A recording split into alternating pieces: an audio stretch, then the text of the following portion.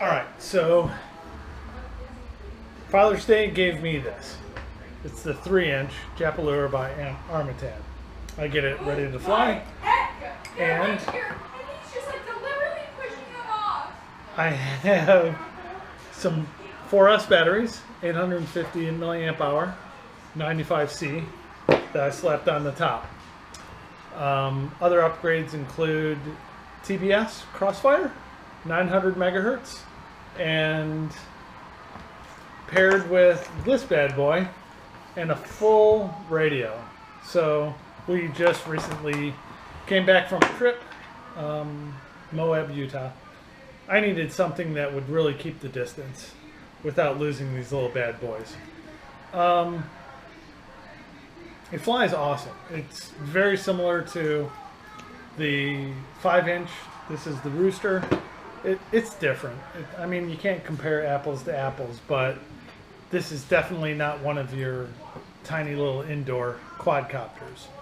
The other upgrade is the 800 milliwatt video transmitter, and on top of that I got the Caddx Turtle V2 with the onboard DVR, and you'll see how good it is. It's good enough for YouTube, and just as a hobbyist I like it a lot, and it shaves off a lot of weight. I don't have to put the GoPro Session on the top. So this is just kicking around the neighborhood. Hope you enjoyed the video, and you're also going to notice that as I'm diving and pulling out, it kind of noses up. If anyone has this experience with this little guy, chime in. I can't figure it out, but it really wants to nose up as I'm pulling out of these dives without me manually making it go up. So feel free to chime in if you've figured it out, or if you have any theories on this bad boy. Okay, enjoy.